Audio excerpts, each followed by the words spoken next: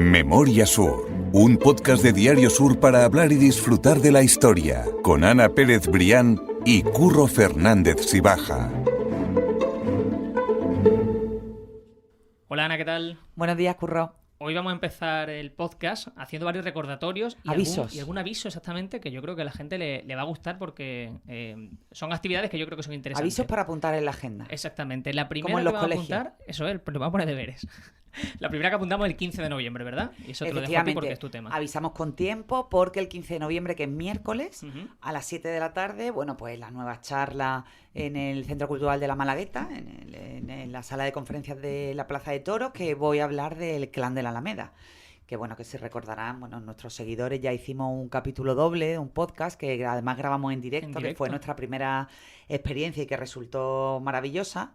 Tanto nos gustó que ahora vamos a anunciar otra cosa, pero bueno, a todo el que quiera venir, ya os digo, el 15, que es miércoles, lo digo con tiempo para que os podáis organizar, a las 7 de la tarde en el Centro Cultural de la Malagueta, que vamos a hablar de, bueno, pues de toda esa relaciones del siglo XIX, lo que, como a mí me gusta llamarlo, Curro, el Sálvame del XIX. Cómo se casaban las familias, cómo se mezclaban y al final, bueno, pues el recorrido por... Iba a decir por la parte social, pero es que la parte social era una parte imprescindible de la económica, porque si no te abrían esa gran puerta, ese gran pórtico social, no eran nadie. Ni Manuel Agustín Heredia ni Martín Lari hubieran sido nadie en Málaga, para bien o para mal, si no se hubieran casado bien. Así que vamos a hablar de todo eso. Y si ya es recomendable esa charla, ya os digo que ese tema en concreto es de mis favoritos porque creo que se vincula Además, mucha historia y es muy se bueno. aportan cosas nuevas en la charla. Pues entonces, más que recomendado. 15 de noviembre a las 19 en el Centro Cultural 7 de la tarde en el Malagueta. Centro Cultural de la Malagueta. Exactamente. Y la segunda novedad o el segundo aviso es precisamente hablando de ese podcast en directo que hicimos hace un año ya, porque fue en noviembre del año pasado también, efectivamente. exactamente. Vamos a repetir experiencia. Sí, nos gustó tanto que en principio yo creo que me estoy adelantando un poco, pero como estamos en confianza y en familia, yo me voy a lanzar ya a la piscina. Vamos a grabar un podcast en directo en el Museo Thyssen, en el auditorio que hay en el Museo Eso Thyssen, el 5 de diciembre, que creo que cae en martes, cae en martes a las 7 de la tarde. Y bueno, pues vamos a grabar un capítulo especial en directo, hablando de la historia del museo, de la historia del entorno y de la historia de la colección, porque yo creo que el Palacio de Villalón, que es la sede fabulosísima del Museo Carmen Thyssen de Málaga, tiene su propia historia y, bueno, la colección de pintura del siglo XIX, nosotros que somos tan enamorados de ese siglo, pues Totalmente. nos la va a contar la directora artística del museo, Lourdes Moreno, y yo la verdad es que tengo muchísimas ganas de ese capítulo en directo porque... Bueno, primero por lo interesante que resulta, luego por el lugar en el que vamos a grabar y después indudablemente por volver a ver a nuestro público, que siempre es una alegría ese intercambio, ¿no? Ese intercambio necesario y no estar todo el día aquí encerrado en el estudio, Curro. Hay argumentos de sobra para hacer ese capítulo. De todas maneras ya haremos el recordatorio la semana antes. Eso es. Que creo que nos toca grabar el 1. Exactamente, de diciembre, se publicaría el día 1, si no me equivoco. Justo pues la semana antes ya haremos el recordatorio, pero bueno, en principio para los que se quieren organizar con tiempo y además como estamos en la víspera de un puente, 5 de diciembre, martes, a las 7 de la tarde en el Museo Thyssen. Exactamente, ya esperamos a todo el que quiera venir.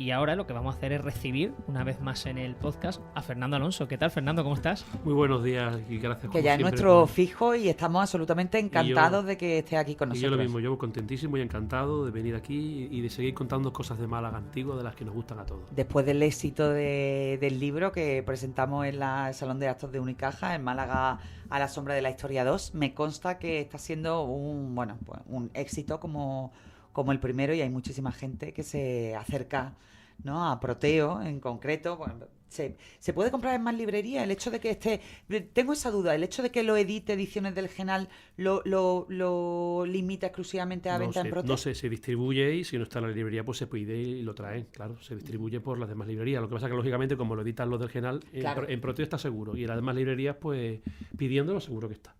Qué bien. Bueno, pues más que recomendado, y hoy de hecho vamos a volver a bucear en ese libro, que es una auténtica maravilla, y vamos a hacerlo con una historia que a mí me gusta especialmente porque es como si fuese un relato de ciencia ficción. Es como dos personajes muy relevantes de la historia cercana de Málaga, como son el caso de Juan Temburi y Pablo Picasso, exactamente, y cómo vamos a ver, como tú dices, Ana, que se unen. Y a mí es que me llama la atención porque parece como algo casi ficticio, como un guión de una novela.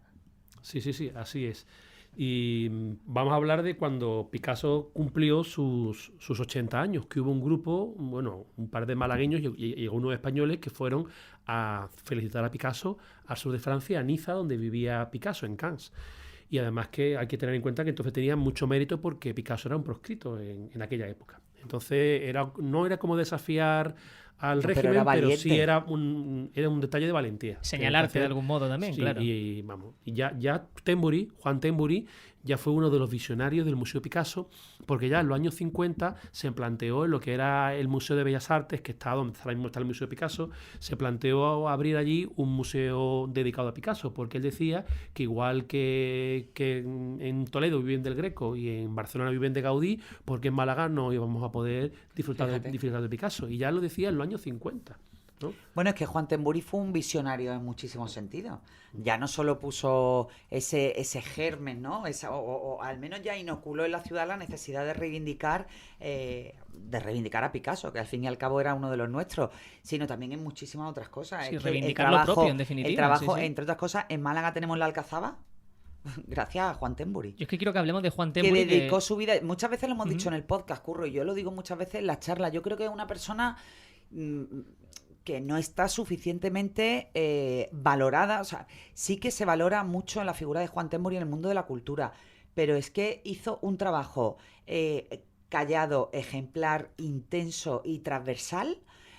Para muchas veces cuando decimos, oye, pues mira, Málaga la ciudad de la cultura, la ciudad de los museos.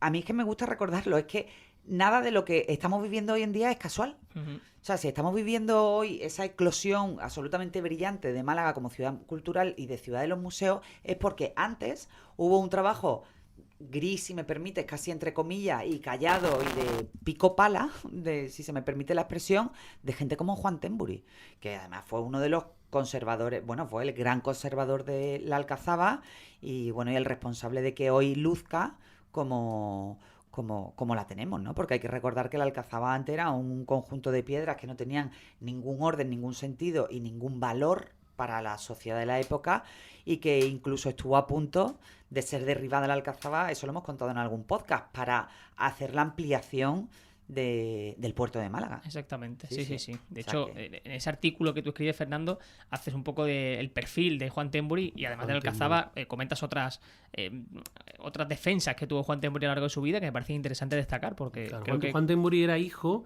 de Pedro Temburi Saint Paul, que fue uno de los ferreteros que vino a Málaga a finales del siglo XIX y según parece fue el primer comercio que abrió en Calle Larios, Temburi. Y entonces era uno de los, no me acuerdo si eran 8 hijos que tuvo Pedro Temburi. Y Juan Temburi siempre estaba muy aficionado, muy enamorado de las cosas de Málaga. Él se recorrió en los años 30, antes de la Guerra Civil, ya se recorrió todos los pueblos de Málaga y fotografiando el patrimonio histórico-artístico de todos estos pueblos, que se conservan hoy gracias a las fotografías que él hizo antes de la quema de conventos. Y además él fue no solamente el restaurador de la Alcazaba, sino también el restaurador del Palacio Episcopal, el que abrió el Museo de Bellas Artes en el Palacio de Bellavista, la Torre Mudéjar de Santiago. O sea que no solamente restauró la Alcazaba, sino también otras muchísimas cosas. Exactamente. Y hoy su legado se conserva en la Diputación de Málaga, se puede consultar en la biblioteca virtual de la Diputación de Málaga y en la Diputación conserva su legado, porque Juanito Temburi, como era conocido en su época, pues donó toda su biblioteca y toda, que tenía una biblioteca espléndida sobre temas malagueños. Bueno, y el archivo de fotografía es maravilloso, que además, lo digo aquí porque es que lo podemos aprovechar todo. El archivo que lo donó a la Diputación, o al menos la Diputación fue la depositaria y ha digitalizado todas las fotos, los documentos, las cartas, absolutamente todo, y es una joya que además está abierta al público y que merece la pena, porque yo soy enamorada del de Narciso Díaz Escobar, que a mí me encanta el de... Porque es además más romántico, es más romántico, sí. Sobre todo porque es que tienes todas las anotaciones a mano, manuscritas de Narciso Díaz Escobar, que era... Juan Temburi también tiene, Juan Temburi sobre todo es... Pero las fotografías de Juan Temburi son imbatibles, imbatibles. Que hizo las fotografías de las iglesias antes de las que las... Claro. Entonces, claro, es un documento. O sea, esa documentación, sí. Entonces yo le un recomiendo a peso la gente crucial. que bucee por el Y archivo de y se Tembury pueden porque están consultar abiertos. online. Se pueden consultar Sí, sí, online, online, en y además internet, o sea que- te puedes bajar las fotos, la documentación, revistas, estudios, todo te lo baja en una calidad óptima y es un archivo abierto. La cuestión es que estamos en 1953, que Juan Tembury le escribe una carta a Picasso. Y bueno, cuéntanos, Fernando, ¿qué es lo que le dice exactamente Juan Tembury a Bueno, Picasso en él esa ya carta? se atrevió a pedirle algunos cuadros de Picasso, bueno, algunos cuadros suyos para exponerlo en el Museo de Bellas Artes que iban a abrir. Además, Juan Tembury tenía ya relación con el secretario de Picasso, Jaume Sabartés, y entonces ya, y bueno, y con Jacqueline, entonces tenía ya una relación epistolar, Entonces ya había tratado, por lo menos, a Picasso y a su secretario. Y llegó un momento que era el año 1961 en el que Picasso cumplía 80 años. Y entonces Juan Tembury, junto con Baltasar Peña Hinojosa, que luego acabó siendo presidente de la Diputación de Málaga, y otras personalidades más que tengo aquí apuntados los nombres, pues Enrique Lafuente Ferrari, que era director del Museo de Arte Moderno de Madrid, el pintor Antonio Saura y un arquitecto muy, muy reconocido que era Enrique Chueca, pues los 5 se plantaron en el sur de Francia a llevarle unos regalos a Picasso. Le llevaron una caja de chanquete, le querían regalar una caja de chanquete y una bandeja de rosco de María Manín, que era una confitería muy famosa que había total. en la plaza, Yo lo en la plaza recuerdo. del Carbón. Bueno, hay que recordar que esta excursión no es la famosa de los pintores malagueños, de la expedición de Gabriel Alberca, todos los pintores malagueños, que es la foto mítica de esos pintores malagueños con Picasso en el sur de Francia. Picasso tuvo muchísimas visitas a lo largo de su vida y efectivamente Fernando la está contextualizando muy bien en sus 80 cumpleaños y además en el año donde estamos celebrando el 50 aniversario de la muerte. Por eso hoy aquí traemos este capítulo antes de que se nos vaya el año y el aniversario. Efectivamente. Y tampoco la garrafa de vino, la famosa garrafa de vino que le regalaron una plaza de Justo. toro. Esos son otras excursiones. Porque Picasso, aunque se fue de Málaga con 9 años, él se sentía malagueño y siempre que se hablaba de Málaga le llamaba la atención por los recuerdos infantiles que él tenía de la Plaza de la Merced, que se le quedaron clavados muy profundo. para siempre, muy profundo. En La Coruña no fue igual y no fue bueno, igual. ya después en Barcelona fue otro tipo de descubrimiento. El caso es que llegaron al sur de Francia, a Niza, porque querían felicitarlos personalmente por sus 80 cumpleaños y no había manera de contactar telefónicamente con el secretario. Y entonces había un acto en Niza, en el Palacio de Exposiciones, y allí fueron todos los de la comitiva con los regalos. Fueron con los regalos, con las cajas de chanquete, con los roscos de Maní Manín y con un ramo de flores que le querían regalar, amarillas y rojas, se la querían regalar a Jacqueline Picasso. Y cuando fueron allí a la sala de exposiciones, no había manera de acercarse a Picasso porque había tal gentío y tal cantidad de personas. Incluso Picasso iba con guardaespaldas, que esto nos lo cuenta Baltasar Peña Hinojosa. Habla de los guardaespaldas, dice que estaba rodeado de una escolta de jóvenes que no permitía que se le acercara a nadie, que eran los guardaespaldas. Claro. Y entonces Juan Tembury, pues pegando gritos, empujones, consiguió acercarse como pudo y entonces dijo aquí estamos unos malagueños. La palabra mágica. Y ya fue la palabra mágica. Y ya fue cuando Picasso se dio la vuelta y dijo, ¿quién ha dicho que es malagueño como yo? Y ya, bueno, Juan Tembury pudo acercarse, hasta le llegó a dar 2 besos a Jacqueline. ¿Y cómo sería la cosa? Que lo invitó a comer a su casa al día siguiente. Con lo cual ya Juan Tembury y toda la comitiva estaban Sueño cumplido. Ya, exultantes, ¿no? total, ya decía, pues, me puedo morir tranquilo. Totalmente. Oye, yo tengo una duda. ¿Lo de la caja de chanquete realmente pero se la llegaron a llevar? Sí, sí, ¿Y cómo? Que me imagino... esto es lo que Bueno, cuenta el Baltasar transporte, ¿no? Peña. Sí, sí, esto Sí, es lo que sí, cuenta pero, Baltasar bueno, Peña. Pues harían turnos para conservar imagino que irían o congelado. en avión quizá a Barcelona, no sé Madre cómo lo mía. harían. Estamos hablando de 61. Porque tú 60 dices, bueno, y los sí, roscos, vale. ya. 1961. Los roscos, pero los chanquetes tuvieron que llegar allí, no sé. Hombre, el cumpleaños de Picasso es en octubre. En octubre, exactamente. No haría mucho calor todavía, Ya. pero fueron allí con los Bueno, chanquetes. pero que es que Sí, no sí, sí. es un viaje como los de ahora que tú dices, Sí. bueno, pues venga, me tomo Aguanto una los caja de chanquetes 2 horas. y en, no sé, en 2 horas y media estoy Sí. en donde sea.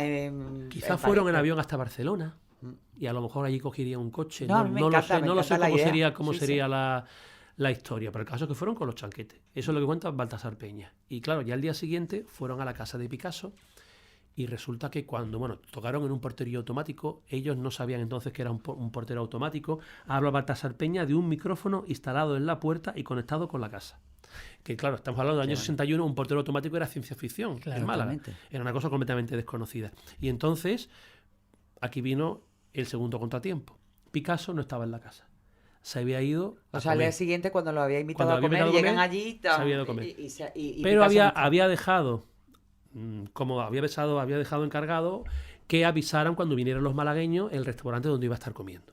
Y entonces allí fueron otra vez toda la comitiva, al restaurante donde estaban Es que me comiendo. imagino con las bolsas Todas las cargadas. bolsas, con los chanquetes, Con los roscos, con el ramo de Imagino flores la y con imagen. otra cosa más que ahora contaremos, que llevaba también otra cosa más. Iban con muchas cosas, pero también iban Sí. 5. Claro. Iban también 5. Y cuando llegan al restaurante, la cena que se encontraron allí era inenarrable, porque estaban allí estaba Lucía Bosé con su marido Luis Miguel Dominguín, que era el torero favorito de Franco. Estaba Rafael Alberti con su esposa, María Teresa León. Estaba Antonio el bailarín con todos sus tocadores de guitarra y todo su cuadro flamenco. Y estaba Picasso con sus 80 años, subido al alto de la mesa, zapateando y bailando flamenco. Entonces, claro, ellos se quedaron muy impresionados, pero bueno, Picasso lo invitó, entraron todos, se sentaron y empezaron a ir dándole los regalos. Y el regalo más curioso que llevaban era un cuadro. Claro, Juan Temburi en este sentido siempre buscaba la faceta comercial. Había un cuadro que habían encontrado que era del padre de Picasso. Claro, el padre de Picasso había trabajado en el ayuntamiento porque era conservador del museo municipal, y entonces tenía un cuadro donde faltaba por terminar algunas palomas. Y quería que Picasso terminara de pintar estas palomas. Entonces, cuando le dio a Picasso el cuadro, Picasso se quedó muy serio mirando el cuadro del padre y dice que lo cogió, lo puso detrás, se quedó muy serio mirándolo largo rato, según dice Baltasar Peña. Y luego lo cogió y lo puso detrás de la mesa y el cuadro no volvió a Málaga. Lo que sí es que esas navidades Temburi recibió una felicitación de Picasso con una paloma. Muy bonito, había muy dibujado bueno. una paloma picasiana, ¿no? Oye, hay también muchos mitos sobre la relación que realmente tenía Picasso con su padre. Porque el padre, Sí, además, sí. también, bueno, pues intensamente vinculado al mundo del arte, lo acaba de decir Fernando, ¿no? Que se dice, o al menos la leyenda es lo que cuenta, que, bueno, pues que él insistía en que Picasso se dirigiera por el camino clásico, ¿no? Y que aquella ruptura radical, bueno, de Picasso no solo con su padre, con el arte de la época, con absolutamente, pues que los alejó en cierta manera. Picasso es que en realidad se educó o se crió rodeado de mujeres. Exacto. Sí, en un matriarcado con su En madre. un matriarcado estaba su madre, estaba su abuela, estaban 2 tías y luego una criada que se llamaba Ana, que era Y sus hermanas. que era diznate. Bueno, y luego las hermanas que fueron naciendo después. Entonces, es verdad que Picasso se crió o se educó en un mundo femenino. Hay anécdotas, claro, estas cosas se las contaba Picasso a Jaume Sabertés, que era su secretario, y gracias a él las sabemos. Él cuenta una anécdota, claro, Picasso jugaba en la Plaza de la Merced, que él vivía en la Plaza de la Merced, y la Plaza de la Merced entonces era un lugar, no pasaban coches, estamos hablando de finales del siglo XIX, entonces él jugaba en la Plaza de la Merced, y hay una anécdota que refleja el cariño que tenía Picasso por su padre, y era que él estaba jugando, vio venir a un señor con barba a lo lejos, y él pensó que era el padre, se fue corriendo, se metió entre las piernas, pensando que era su padre, pero claro, cuando miró para arriba, no recibía las caricias que recibía normalmente. Cuando miró para arriba había un señor desconocido. Entonces Picasso, esto tendría 4 o 5 años, Picasso se asustó y se fue corriendo hacia su casa. Entonces ya solamente este detalle de cómo iba todos los días a esperar que viniera su padre, pues probablemente también... Ahora, su padre, claro, era pintor como él también. Claro. No hay que olvidar que era pintor y era profesor de pintura en la escuela de San Telmo, ¿no? Es curioso, de cualquier modo, la imagen de Juan Temburi en el sentido de alguien avanzado a su tiempo. Ya vemos de la manera de manera de conservar, ¿no?, todo el patrimonio en Málaga, y la manera de imaginar cómo tenía que ser esa Málaga del futuro con esa apuesta de la cultura o del Museo Picasso, en definitiva, que ha acabado siendo una realidad. Este año estamos hablando, antes de empezar, que se ha cumplido el 20 aniversario del Museo Picasso. Efectivamente. Y lo que hablamos muchas veces, que por supuesto la figura de Picasso es indiscutible, pero que hay otras que podemos subrayar, y la de Juan Temburi es una de ellas. Y Juan sin Temburi, duda. que ya se lo propuso en los años 50. En los años 50 que el Museo Picasso se inauguró, ha cumplido ahora 20 años. Claro, pero en es el que 2003, ya en los años perfectamente. 50 se estaba planteando esta idea. Juan Temburi decía, claro, Picasso estudió sus primeras letras en una escuela que estaba en la calle San Agustín, muy cerca, la misma acera del Museo Picasso, pero un poquito más pegado a calle Granada, en lo que se llamaba Una Amiga, que era una escuela donde se aprendía casi una guardería. Ni siquiera aprender a leer y escribir, era una guardería. El primer aprendizaje. El primer aprendizaje. Y allí estuvo en Una Amiga de la calle San Agustín. Y además su padre estuvo trabajando en el ayuntamiento, como hemos dicho, como conservador del Museo Municipal, que estaba el ayuntamiento entonces estaba en lo que ahora mismo es lo que fue el Colegio de San Agustín, al lado de la iglesia de San Agustín. Entonces, claro, Juan Temburi defendía que el museo de Picasso tenía que ser ese edificio porque en esa calle estaba muy relacionada tanto con Picasso como con su padre. Sí, que de algún modo ahí evitaba la historia del propio Picasso en Málaga. Es como lo justificaba históricamente. Es una maravilla, qué maravilla. Pues Fernando, mil gracias, de verdad, que me gusta que nos traigan esta historia de curiosidad. Tan curiosa, sí, y cómo se relacionan las personas importantes de Málaga, tanto aquí como fuera. Totalmente. Pues muchas gracias. La verdad que el potencial económico que ha traído Picasso para Málaga, yo que vivo en calle Álamos, llegando a la Plaza de la Merced, ahora ya no, porque ahora van todos los turistas con los móviles, pero la de veces que a mí en la Plaza de la Merced me han preguntado los turistas dónde está la casa de Picasso. Porque llega a la Plaza de la Merced, ¿en qué esquina está la casa de Picasso? ¿No? Y para ahora no, ahora van todos con los móviles y ya nada. Pero... Que además la casa de Picasso no es la que corresponde, la casa original de Picasso no es la que corresponde exactamente con la casa natal, era el portal de al lado. Ahí fue donde a los 3 años se fue a vivir. Lo que es la casa natal fue donde se va a vivir con los 3 años. Él nació en otro portal de la misma acera. Eso, que no es efectivamente no es esa casa, ese lugar donde nació. Mira, yo ahora mismo precisamente vengo del Teatro Echegaray y he pasado por la Plaza de Merced y de verdad que es que en torno al banco de Picasso, a la casa natal de Picasso... Es que no te puedo contar los turistas. Claro. Grupo y grupo, increíble. Pues yo creo que estas cosas ni siquiera Juan Temburi lo hubiera soñado. No, ni siquiera lo hubiera soñado, que hubiera sido así.